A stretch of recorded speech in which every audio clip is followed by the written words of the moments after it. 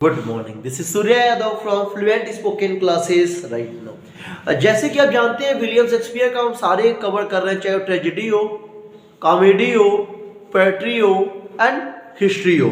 मैं बता दूं आपको, मैं दो poetry rape of Lucrece and Adonis and Venus पढ़ा चुका हूं। मैं बता दूं, मैं इनको चारों पढ़ा दिया हूं, जिसमें उनका एक नाम है हुकम, HOKM। मैं चारों कवर कर लिया हूं। पहला है Hamlet, Othello, King Lear, Macbeth, चारों पढ़ा दिया गया।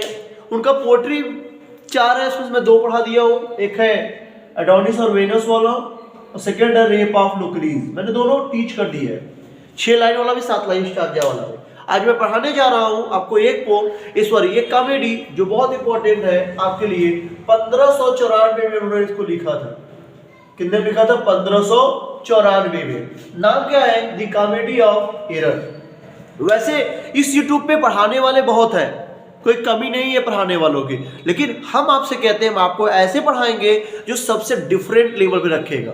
लोग कंप्यूटर से, स्मार्ट बोर्ड से पढ़ा के आपको डिस्टर्ब कर दे रहे हैं, लेकिन हम व्हाइट बोर्ड पे ऐसा समझाएंगे आपको पूरी कहानी दिमाग में उतर जाएगा बिना किसी डाउट का और प्रॉब्लम का। So let's start. Welcome back fluent spoken classes and know about our chapter. This is a comedy of William Shakespeare. It has been written in 1594 में। आज हम पढ़ेंगे एक स्टोरी। एक समय की बात है, एक आदमी हुआ करता था, वो मर्चेंट था, व्यापारी था। कहाँ का? सैराकस का। कहाँ का? सैराकस का व्यापारी था। क्या था? व्यापारी। उसका नाम था इजन। क्या नाम था? इजन। एक समय की बात है, इजन का एक एजेंट हुआ करता था। एजेंट का एक, यहाँ ऊपर देख सकते हैं आप, यहाँ जो लगा हुआ है, एक एजेंट हुआ करता था। ये एजेंट क्या करता था? बहुत चालाक और बहुत बुद्धिमान था, बहुत साहसी था। एजेंट का पूरा काम वही करता था। कौन? वो व्यापारी। लेकिन कुछ कारणवश उसकी मृत्यु हो जाती है। मृत्यु होने के बाद साइप्रस का जो व्यापारी था वो अकेला पड़ जाता है। कौन? एजेंट। अकेला पड़ने के बाद उसको अपने राज्य, अपने देश से बाहर जाना पड़ता है व्यापार करने के लिए। वो प्लान करता है, वो अब बाहर जाएगा, अपने व्यापार को थामेगा, उसको टूटने नहीं देगा। लेकिन तभी वो जाता तो उसकी एक वाइफ थी इमिलिया को छोड़कर नहीं जा सकता था, क्योंकि पति का कर्तव्य होता है। क्यों नहीं जा सकता था? क्योंकि पहली बात वो इमिलिया छोड़ चला भी जाए, लेकिन इस समय नहीं जा सकता कि इमिलिया का क्या थी? इमिलिया प्रेग्नेंट थी। तो प्रेग्नेंट की अवस्था में कोई पति छोड़ जाएगा तो उसकी वाइफ का क्या होगा? You know very well. उसने डिसाइड किया कि वो कुछ ना कुछ करेगा। वो बहुत सोचा, उसके बाद उसके मन में एक प्लान आया कि वो इमिलिया को अपने साथ ले जाएगा, मतलब अपने साथ विद करेगा, अपने साथ इमिलिया को लेके जाएगा। यहां तक प्लान हुआ। उसने क्या किया? वो और इमिलिया चल के दूसरे राज्य पहुंच गए जहां उसका व्यापार अच्छा चल रहा था। कुछ समय बीता और एक बहुत अच्छा व्यापारी वहां पे बन गया, वहां सेट हो गया। कौन? अपना इजन। वहां पे इमिलिया प्रेग्नेंट ऑलरेडी थी, उसको 2 बच्चे ट्वाइन होते हैं, 2 बच्चे होते हैं। पहला का नाम था एंटीफोलस ऑफ साइरकस और दूसरा का नाम था एंटीफोलस ऑफ एफेसस। उसको 2 बच्चे होते हैं। अब दोनों बच्चे क्या नाम है? एक नाम एंटीफोलस ऑफ साइरकस, एक का नाम एंटीफोलस ऑफ एफेसस। तो ध्यान समझिएगा कि नाम में बस 2 ही डिफरेंट है, एंटीफोलस इसका भी, एंटीफोलस का भी, ट्वाइन बेटे हैं, लेकिन पहचान की क्या होगी? साइरकस से और एफेसस से। आई होप समझ में आ रहा होगा। क्या पहचान होगी? साइरकस और एफेसस। Let's start. एक बच्चे हो गए, दोनों प्यार से रहते थे। तो वहां पे एक नौकरानी थी, उसके भी 2 बच्चे जुड़वा होते हैं। एक का नाम था ड्रोमेनियो, एक का नाम था ड्रोमियो। दोनों का नाम था ड्रोमियो एंड ड्रोमियो। वो भी एकदम जुड़वा थे। तो वहां पे जो औरत थी वो गरीब थी, अपने बच्चों को पाल नहीं पाती। तो वो आती है इजन के पास और रिक्वेस्ट करती है, अपने दोनों बेटे को रख लो, मेरे दोनों बेटे आपके बेटों के नौकर बन के रहेंगे। क्या बन के रहेंगे? नौकर बन के रहेंगे। ये बात इजन को अच्छा लगा कि मेरे बेटे को नौकर बचपन से मिल जा रहा है। उन्होंने बच्चों को रख लिया। उसके बाद इतना समय चल रहा था, टाइम बीत रहा था, धीरे धीरे बीती रहा था। एक बार इमिलिया का मन भटका, अपने पति से कहती है, हमको साइरकस जाने का मन कर रहा है, हमें अपने सिटी जाने का मन कर रहा है, हमें अपने घर जाने का मन कर रहा है। तो इजन मना कर देता है, लेकिन इमिलिया के बार बार कहने से एक बार इजन तैयार हो जाता है और एक शिप हायर करता है और समुद्र में आने लगता है। जैसे समुद्र में आ रहा था, वहां पे टेम्पेस्ट आता है। टेम्पेस्ट मतलब समझ रहे होगे, तूफान। आपने विलियम शेक्सपियर का टेम्पेस्ट पढ़ा भी होगा, मैंने पढ़ाया भी है। यदि आप अभी तक नहीं पढ़ा, डिस्क्रिप्शन बॉक्स में है, जाके अभी तुरंत पढ़ लीजिए टेम्पेस्ट। और टेम्पेस्ट आपको बहुत सुविधा देगा। बहुत अच्छा समझाया गया है कि फॉस्फोरो ने मिरांडा के साथ और मिलकर कैसे कहानी बनाया था। जरूर पढ़िएगा, रिक्वेस्ट है मेरा, आपको समझ में आएगा टेम्पेस्ट क्या होता है। तो टेम्पेस्ट आता है, जिसमें कौन थे?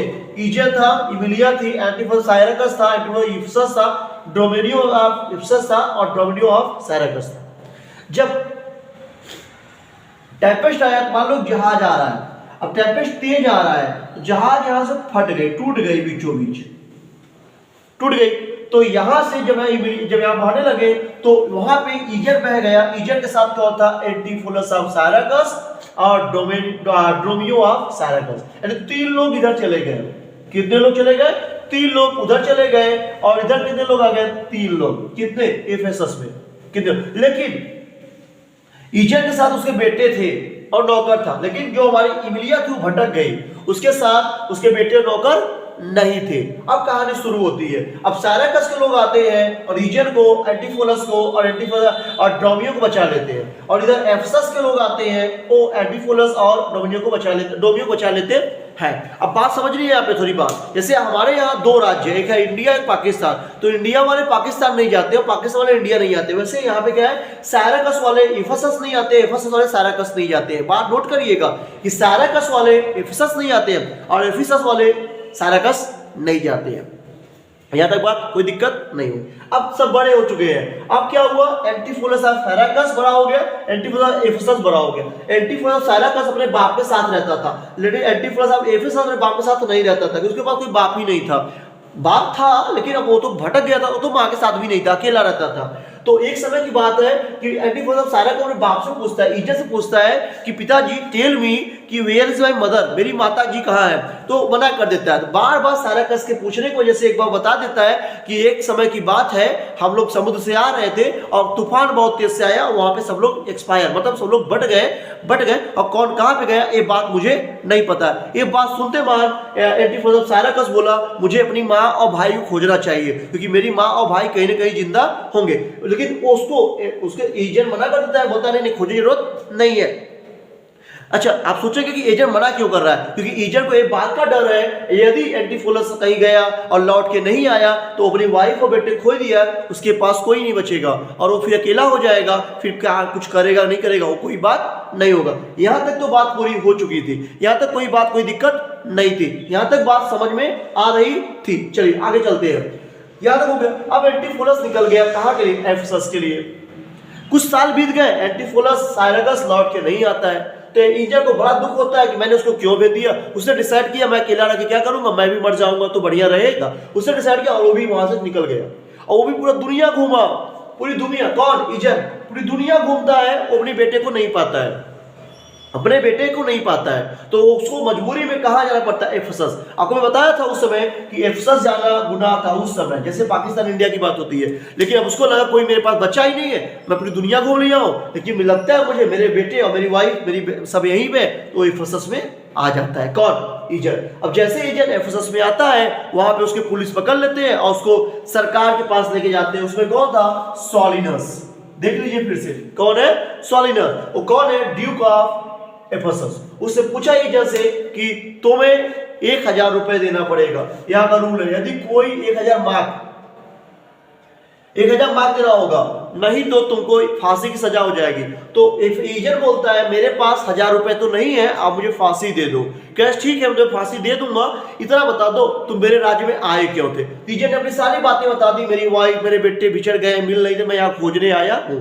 राजा की बात, ईजर की बात सुनकर राजा को थोड़ा दुख हुआ। उसने उसे 24 घंटे का टाइम दिया। कितने घंटे का? 24 आवर टाइम दिया कि तुम किसी से भीख मांग के ले आओ, अगर तुम 1000 दे देते हो मैं तुम्हें माफ कर दूंगा। 24 आवर टाइम मिल गया। अब इतना बात हो गया, अब इसको कैद कर लिया गया। अब फिर कहानी आता है अपने यहाँ पे। अब यहाँ पे जानते हैं, यहाँ पे एंटीफोलस अब सब लोग कहाँ पे आ चुके हैं? एफेसस में आ चुके हैं। सब लोग कहाँ चुके हैं? एफेसस में आ चुके हैं। अब कहानी स्टार्ट करते हैं आगे। एंटीफोलस साइरकस वहां पे खड़ा हुआ था, तो उससे पहले कि जो हमारा एंटीफोलस एफेसस है वो शादी कर लिया। उसकी वाइफ का नाम क्या है? एड्रीना।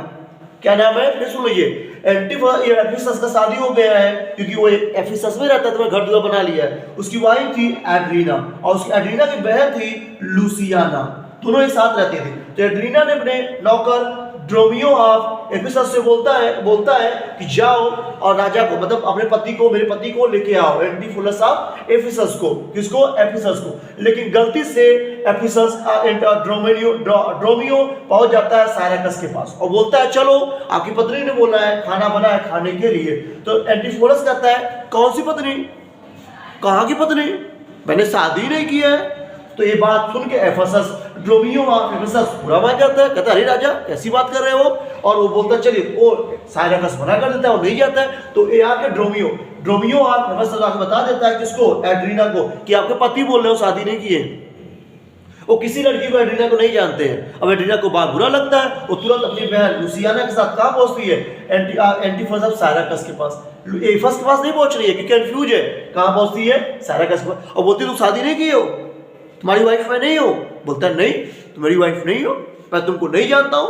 अरे अभी यहाँ पे एड्रीना गुस्सा आ गई, कैसी बात कर रहे हो, चलो मैं तुम्हें बताती हूँ। और उसको जबरदस्ती खींच के लेके आती है और घर में क्या बोलती है? खाना खाओ। ये तो बात है। अब बात होती है एंटीफुलस की। एंटीफुलस जाता है और मार्केट में अपने नौकर ड्रोमियो ऑफ एफिसस के पास। अब यहाँ बात आपको समझना होगा, एंटीफुलस जब उसको लेके आ रहा था साइरैकस को, तो रास्ते में कौन मिलता है? ड्रोमियो। तो साइरैकस और ड्रोमियो, मतलब एंटीफुलस साइरैकस और ड्रोमियो ऑफ साइरैकस दोनों साथ में आते हैं एड्रीना घर, कि चेहरा एकदम सेम है, जुड़वा भाई दोनों थे, तो आ जाते हैं यहाँ पे घर पे। अब ड्रोमियो ऑफ एफिसस और एंटीफुलस ऑफ एफिसस दोनों गए थे सोनार के दुकान पे। सोनार का नाम क्या था? देखिए भैया, सोनार का नाम है एंजेलो। क्या नाम है? एंजेलो। सोनार का नाम क्या है? एंजेलो। और सोनार से बोलता है कौन? एंटीफुलस ऑफ एफिसस, आज मेरी वाइफ बहुत अच्छा खाना बनाई है, मैं उसको क्या दूंगा? नेकलेस दूंगा। लिख लीजिए कहीं, क्या दूंगा? नेकलेस दूंगा।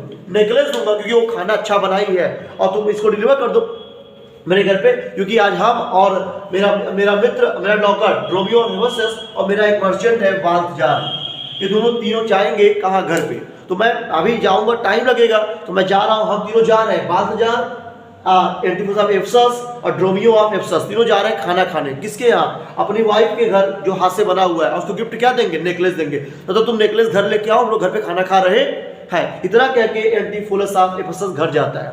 तीन लोग, एंटीफुलस ऑफ एफिसस, ड्रोमियो ऑफ एफिसस और बाल्थजार जो मर्चेंट है, तीनों घर पहुंचते हैं। तो वहां पे खाना कौन खा रहा है? एंटीफुलस ऑफ साइरैकस। साइरैकस खा रहा है क्योंकि उसको एड्रीना को नहीं पता है मेरा पति नहीं है, उसको लग रहा है मेरा पति एफिसस ही है वो। तो वहां पे एंटीफुलस जो खाना खा, तो भाई नौकर ड्रोमियो से कहता है तुम गेट पे खड़े रहो, कोई भी आए अंदर मत आने देना। तो वहां पे अब एंटीफुलस आ जाता है, गजब ट्विस्ट हो गया। तो कहता है दरवाजा पिटता है, दरवाजा खोलो। तो जो ड्रोमियो है साइरैकस, वो बोलता है अंदर नहीं आ सकते हो। बोला क्यों? बोला एक घर का मालिक खाना खा रहा है। कहेगा अरे गजब आदमी हो यार, मालिक तो मैं हूं, घर का मालिक कौन है? दरवाजा खोलो। कहे नहीं खोलेगा तो नहीं, जो करना है कर लो तुम।